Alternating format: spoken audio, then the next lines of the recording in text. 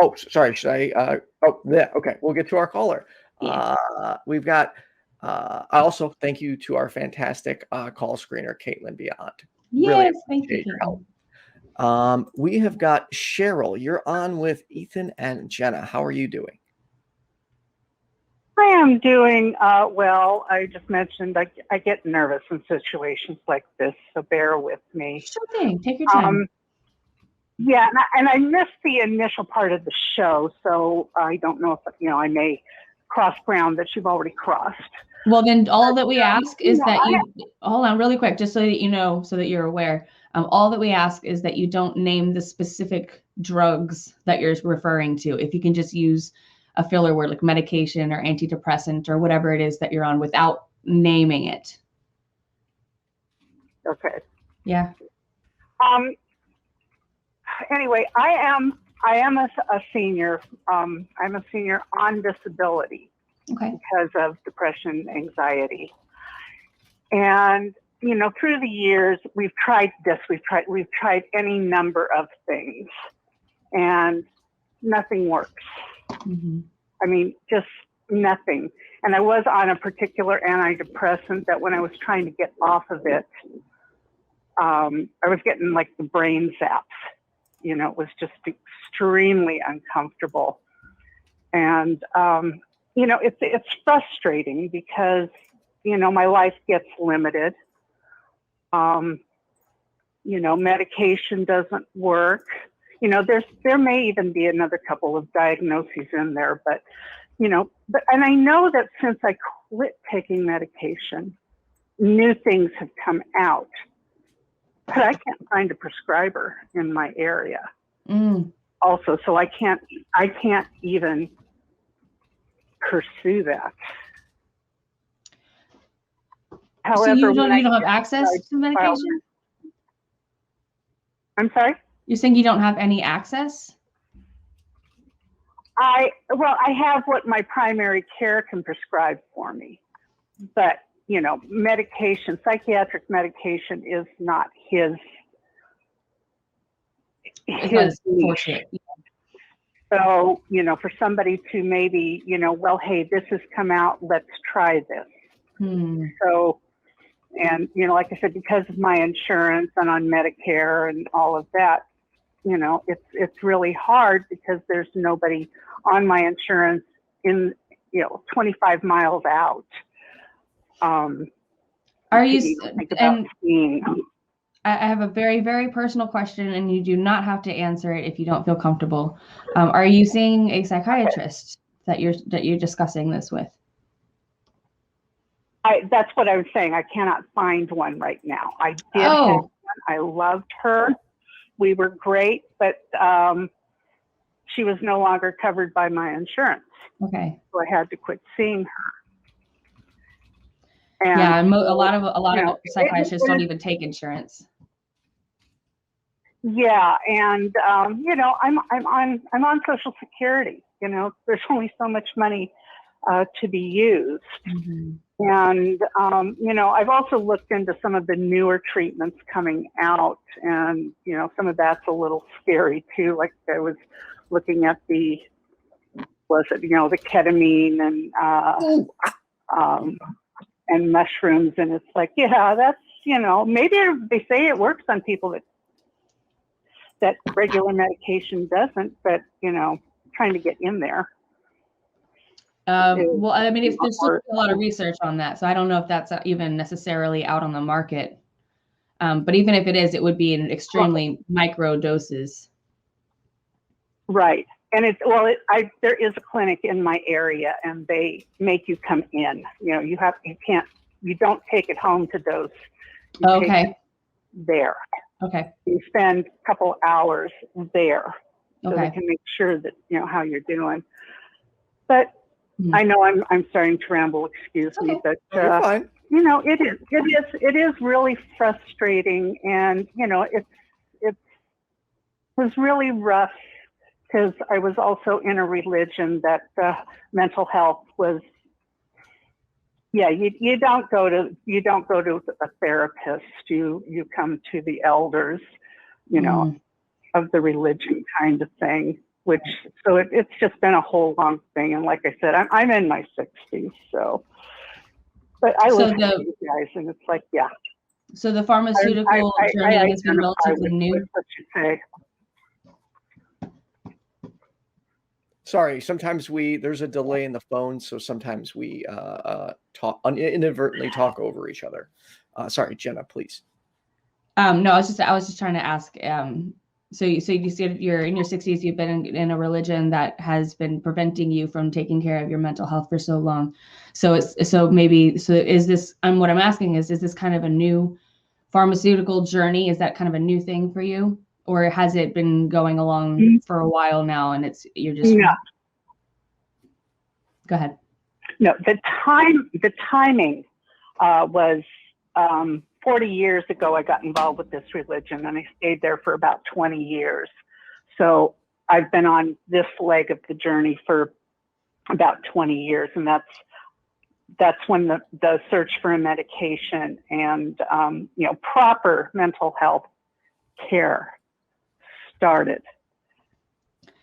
And we've made a lot of advances in that 20 years. So it's like when I'm a bit older than I look. When I was growing up, instead of being diagnosed with ADHD because, it was just not talked about that much, I was just told I had a low reading comprehension skills, which between that and a teacher making fun of me really made me insecure over my intelligence for my entire life.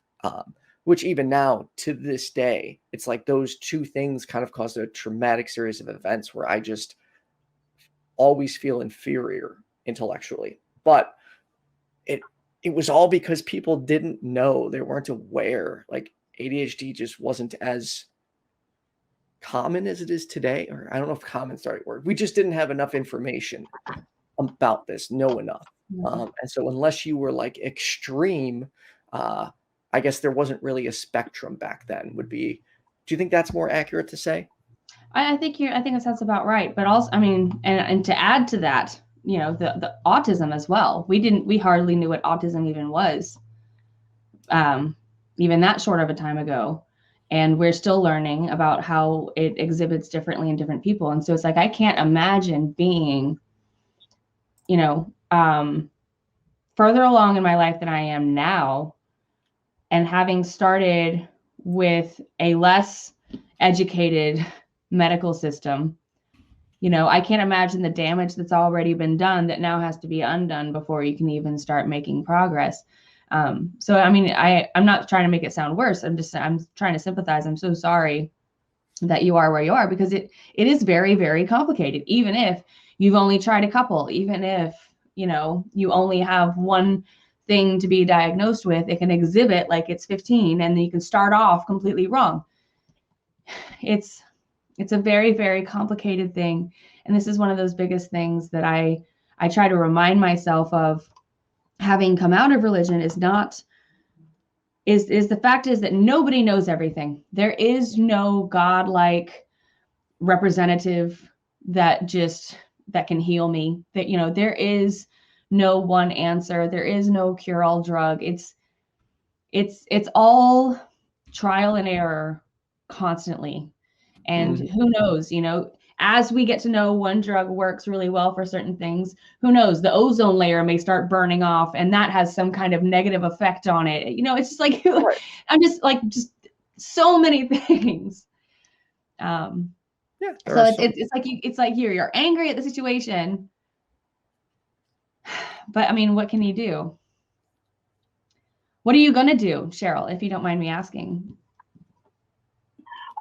At this point in time, I was just considering this morning it may be time to, because it's been about a year or so since I looked for a prescriber.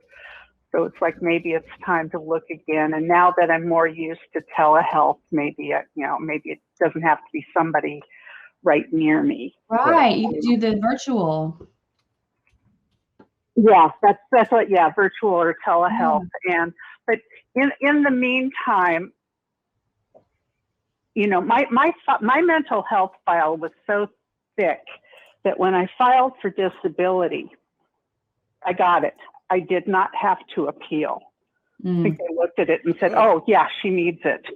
And so that has been great. You know, it's like, okay, now I'm in a position I don't have to leave the house if I really don't want to. I don't have to try to cope at a job. Right. And so, you know, basically I'm kind of muddling through. I do have a therapist that I talk to.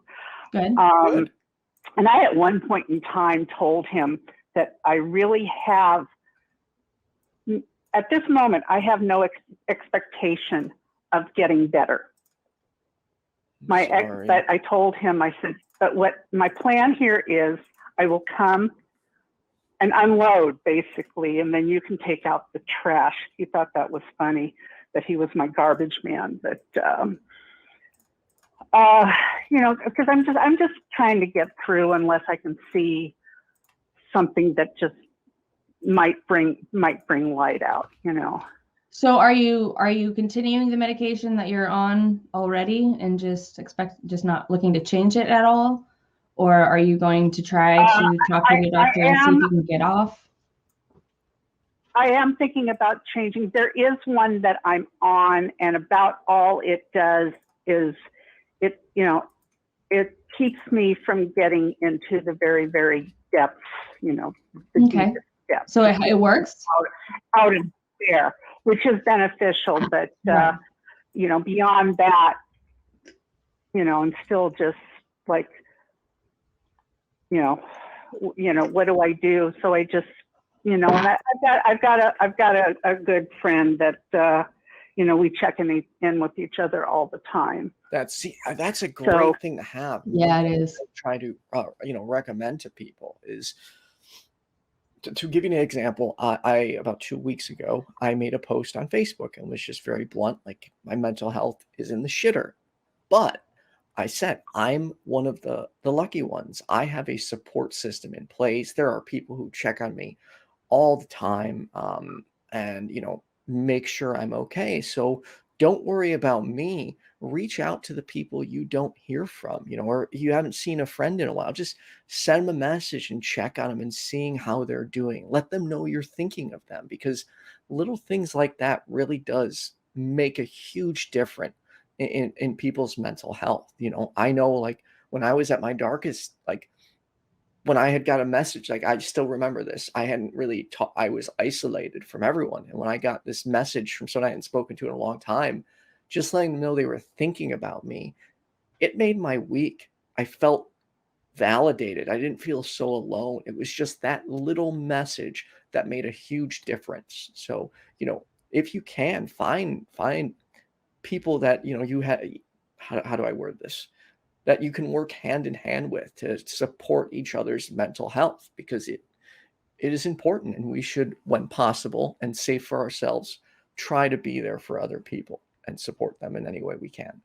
That's a really good point. So something we should promote a little bit more often is get a buddy. Yes. You're trying to start working out. Buddy. There we go. Yes. Like yes. Oh my God. Let's make that a shirt. Get a mental health buddy.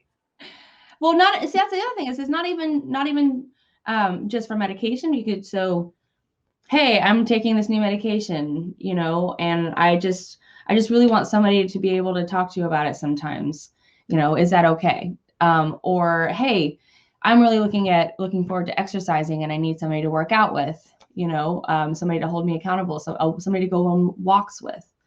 Do you do other things for your mental health, Cheryl? Well, I've got crafts that I work on. I really don't do a lot. You know, there's you know, physical difficulties also. So, I mean, I'll sit at home and watch you guys. You know, I watch you guys. I watch, you know, any shows like this. You know, see what. Number one, it's very, very validating. Good. Because this was not talked about. Right. You know, and as far as I know, this has been with me all of my life. So it's like people say, oh, do something, make yourself happy. It's like, what's happy? I don't know what happy is. And I honestly don't know. And, but, about 8 years ago, I moved into the place I'm in now, and it's a senior building, and it's all of the apartments open to the inside, which I know is becoming more and more prevalent. And after moving, I just dropped into, it was really, really bad. But couldn't get from my front door out without running into somebody. And so, of course, here, like I said, senior, most of them are women, and everybody's like, oh, well, can I help you? So my greeting started to be, they're like, well, how are you? And it's like, well, I started saying, I'm not okay, but it's okay, which was kind of, I don't need for you to do anything. Right. And so you said you're seeing. I just go through my day, and I keep an eye out. I keep an eye out right now. Of course, we're still living in COVID land. So COVID is really that changes some things, but it is opening up. Mm-hmm. And I've got both my shots, so I'm good to go there. Well, good. I'm happy to hear that. Yeah, COVID, dude. Like, I've noticed how much COVID's increased. My social anxiety. Like, and that's one of the issues. Like, before I meet people, I actually try to warn them, because there's times like someone will meet me and they won't see me like bouncing off the walls like I am on camera, and like I have to explain, like, I get anxious right now. I am in my safe space behind a camera, not having to make direct eye contact with anybody. So it's much easier for me to just be myself. But when I meet people, I get such bad social anxiety sometimes. So I just end up like this little guy in the corner sitting there silent. And COVID has definitely made that worse. Jenna, you looked like you were going to say something. No, I can very much relate. I have discovered that I have social anxiety as well. And it's what's unfortunate for my situation is that I quit drinking, and then not long after that, COVID happened, so it's just like enough of an alteration in social stuff that I'm like, oh my God, like oh my God, when they open everything back up. And I know in just 3 short weeks, if all goes well, I'll be in Austin, Texas, and I'll get to meet all of you, which I'm excited, but I am going to be anxious, just to forewarn you, Jenna. Well, hopefully we can take it one at a time. Like, so I wonder, Cheryl, does it help when you're around like one person? Because for me, if I take my social interactions one person at a time, that's much, much easier to handle. I only have one person to focus on. It's when I get into a big group of people that I get really overwhelmed. Yes, it helps one-on-one, and it depends on who. Right. It has to be somebody you trust. Yeah. There are people that it is just plain stressful to be around. Yes. And so it sounds like you built some boundaries. And I have agreed to take a trip with my parents and my sister and my brother-in-law. It's only going to be for about 3 days, and it's in July, so I've got time. But I'm just thinking, 3 days, 3 days away from home, and 3 days, because these are situations, because I will start talking and I won't quit talking. And, I'm trying not to do that. Because it doesn't go over well if you just come in and sometimes it feels like, am I sucking up the attention? But it's the anxiety. It's the anxiety that makes me talk. I think it could. And Is it possible? I'm actually calmer right now than I thought I would be. So thank you. Good. Good. Is it possible that it could have been your upbringing? Because something that I've learned a lot about, around your generation's upbringing is it was very keep it in the family. Don't talk about your problems. Just keep it to yourself. And so I can imagine. I had a similar upbringing. Because that's what my parents went through, and that they thought that was right, and they really enforced it. And so I felt very suppressed. I felt very ignored, and I felt very like I was just an ornament that was just there waiting to be a grown up.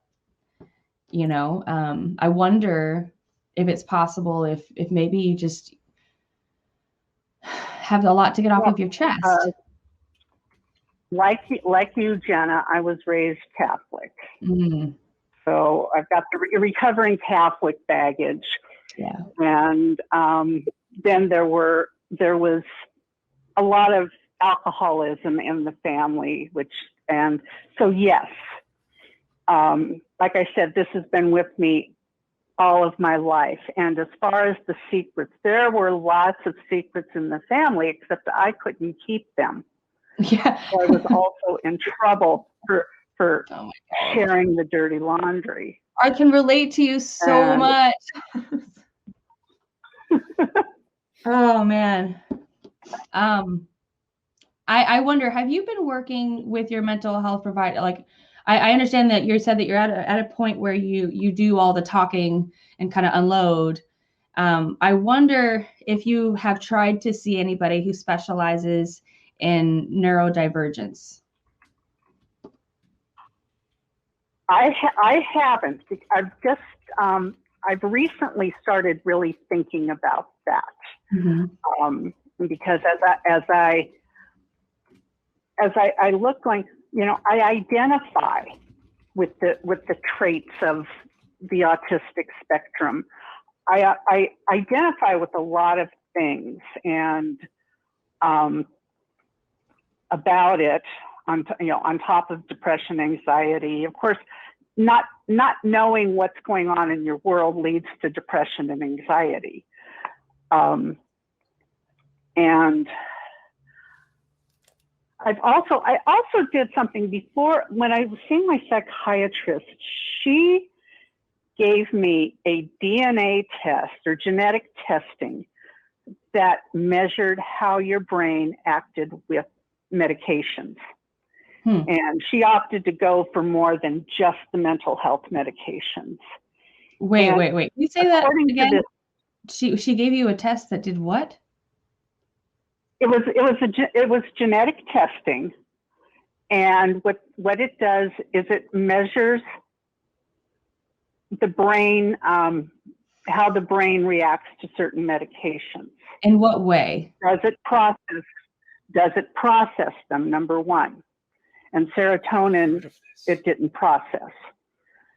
It also showed maybe you process medications too quickly, in which case you have to up dosages and things like that. It's very complicated to read this thing, but the biggest thing I got out of it was my brain doesn't seem to want to process serotonin. So real quick, it's called pharmacogenomic tests. They look for changes in genes that may determine whether a medication could be an effective treatment for you, or whether the side effects to a specific medication. Oh, dude, I have got to go get that done. Is it expensive? That I don't know. At-home genetic testing. Let me see. So while he's looking that up, $200. 200. Oh, that's not that bad. No, I mean, it's probably worth it long term, but depending on the source, I would double check the sources of that site and all that. I'm just Googling on the spot, but yeah, I've never heard of this before either. to me, it sounds a little woo, but I mean, most things that are new sound woo in general. So, right. I mean, look into it. But so sorry, real quick. So you said that you tried this and found out that you just might not vibe well with serotonin. So what did that mean? Well, when I asked her what exactly does that mean, she said you could be swimming in a pool of serotonin, which means you're almost desensitized to it. I could see that. Okay. Huh. And I don't know about the woo factor on this or not, but it also is. I think we did this maybe. It probably was 5, 6, 7 years ago, maybe even 10 years ago. So that's still fairly new, especially with sciences regarding the brain. Right. Okay. Well, so we did get off topic a little bit, but I think that this is I apologize. No. This is what we're here for. We want to talk about things that are important to talk about, and we're just trying to come up with topics to try to help guide the conversation. So yes, we talked a lot about the medication for you, which is amazing, and that I'm so glad that you called in with your experiences and its effects on your mental health. I'm just wondering if we have given you what you needed today, if you have gotten what you needed out of this phone call. Oh yeah, definitely. I've been looking for a reason to call you guys. So, well, thank you.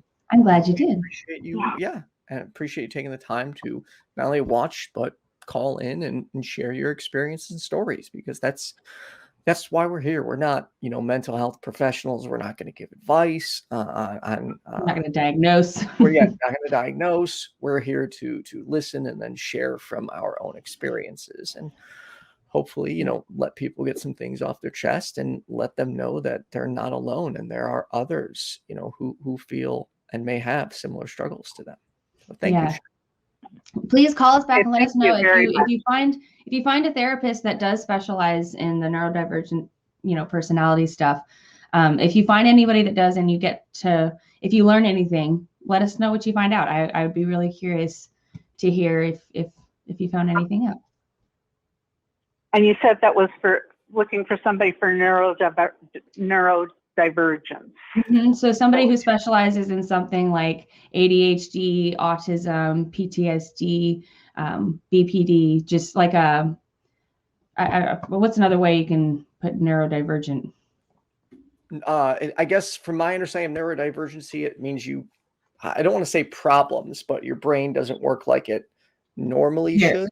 It says different in mental or neurological functioning from what is considered typical or normal, frequently used with reference to autistic spectrum disorders, not neurotypical.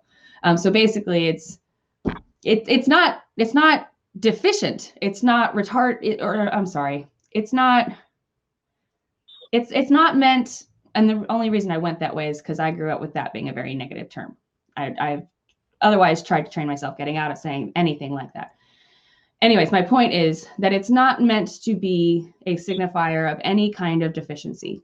All it means is that you are other, you are different. And I've had to accept, I used to call myself just weird all the time. And now I have found that there is an explanation for certain things that I may not have been aware of. And so I'm neurodivergent. And I think that that's a more validating term. Cheryl, thank you again for calling. And thank you. You guys have a great rest of the day. Sorry, did Jenna answer your question though? I apologize.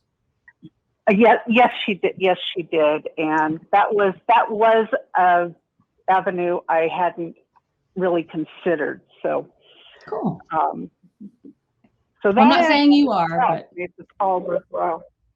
Awesome. Okay, you guys have a great rest of your day. You too. And thank you very much. Thank you. Thank you, Cheryl. Bye-bye. Bye.